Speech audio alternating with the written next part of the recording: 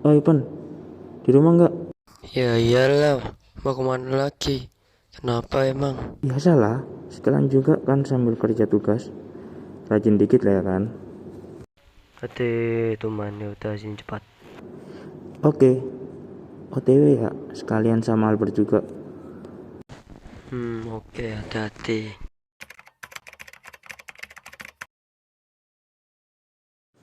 Nah, sekarang mau ngapain ini? Apa kalian tahu apa yang terjadi belakangan ini? Yang pernah aku dengar sih tentang virus COVID-19 merupakan virus yang cukup berbahaya dan dapat merugikan masyarakat. Itu membuat pemerintah kewalahan sampai pemerintah mengeluarkan kebijakan bahwa semua orang dari Sabang sampai Merauke untuk berdiam di rumah sampai keadaan yang cukup membaik. Tapi, saat aku melihat tabel grafis korban COVID dan peta penyebaran, aku melihat bahwa korban COVID-19 cukup banyak dan korban yang meninggal pun cukup banyak. Sekitar 140.000 orang yang sudah meninggal dikarenakan COVID. Nah, dan peta penyebaran yang aku lihat yang paling banyak berada di daerah Jakarta. Kalian paham gak sih tentang materi di sekolah? Hmm, Kalian tahu nggak sih tentang materi sosiologi yang berisi tentang perubahan sosial yang terjadi di masa pandemi ini? Nah, Bert, coba kamu jelaskan tentang materi ini. Nah, aku tadi lihat di internet sih, munculnya kayak gini. Pandemi COVID-19 telah menyebabkan perubahan sosial yang direncanakan. Perubahan sosial yang terjadi secara sporadis atau secara tidak tiba-tiba dan tidak merata dan tidak dikehendaki kehadirannya oleh masyarakat. Kondisi masyarakat yang belum siap menerima perubahan akibat pandemi COVID-19 tentu dapat menggoyahkan nilai dan norma sosial yang telah berkembang dan dianut oleh masyarakat selama ini. Kalau dipikir sih, ya juga ya kan, di pandemi ini perubahan sosialnya banyak yang nggak merata gitu, iya nggak sih? Nah iya, banyak perubahan yang tidak merata. Contohnya para pedagang kaki lima.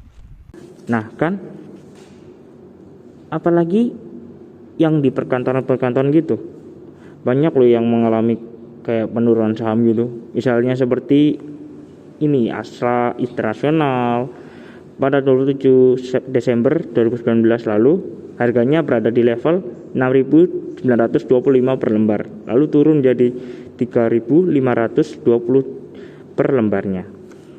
Wih, banyak juga penurunannya. Sudah separuh harganya. Gila sih emang.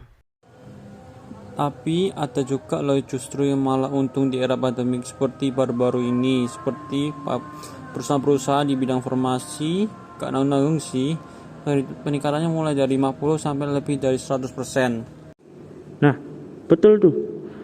Peningkatannya 100% bahkan bisa lebih loh.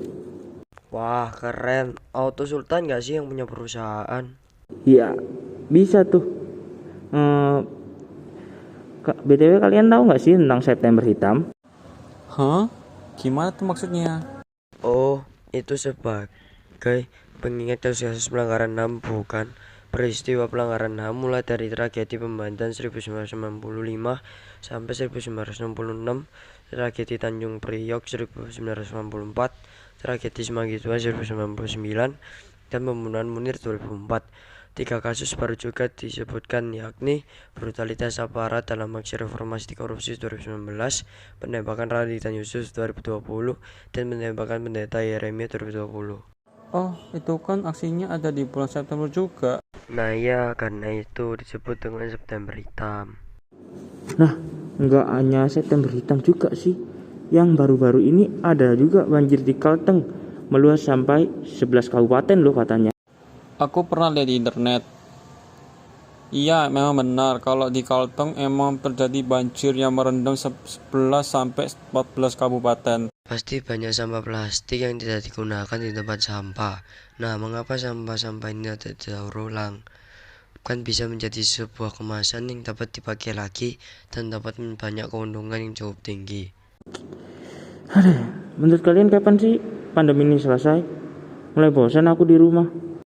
Nah iya, mulai dari 2 minggu kok jadi 2 tahun. Menurut artikel di kementerian sih sekarang udah mulai pelajaran tatap muka untuk kembali seperti semula. Jadi kita bisa aktivitas seperti biasanya.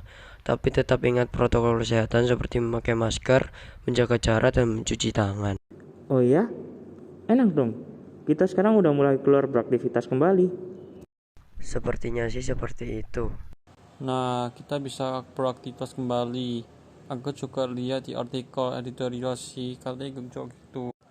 Yes, akhirnya aku bisa main basket lagi. Banyak nih strategi yang sering aku lihat di sosmed dan pengen aku praktekkan. Tapi maksudnya nggak setiap hari atau jadwalnya. Jadi hari tertentu kita masuk. Ya, nggak penuh dong kita masuknya. Ya wis lah, nggak apa-apa lah. Bilang saja aku masuk setiap hari, biar uang saku tetap lancar ya kan. Ya, jangan gitu dong. Kita harus jujur pada orang tua. Mereka juga udah kesusahan cari uangnya. Sedangkan kamu yang kerjanya minta aja kan mending waktu kita sekolah secara virtual bisa membantu orang tua apa gitu. Jadi beban orang tua jadi sedikit berkurang. Ya juga sih, benar. Ya udahlah.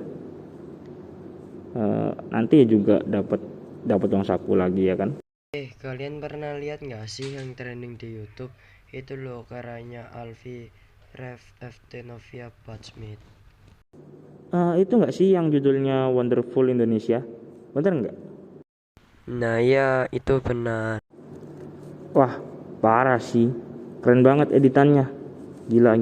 Itu yang sampai direaksi sama YouTuber luar ya. Keren sih, kreatif banget. Emang si karya Avi Rev itu memang kreatif banget, musiknya maupun video editingnya. Udah jam berapa ini? Bentar lagi udah disuruh kumpul achievement lo tugas caranya.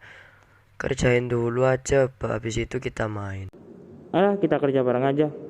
Kita bagi tugas ya, cari jawabannya. Iya, kita bagi cari jawabannya. Siap.